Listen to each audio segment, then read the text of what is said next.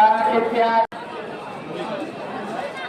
અહીંયા અખંડ જ્યોતના દર્શન કરતા જાઓ, માનો પ્રસાદ કરે એવી અહીંયા મા સમક્ષ પ્રાર્થના કરો।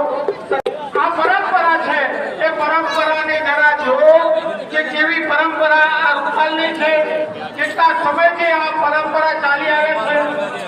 ગ્રહણ યોગ્ય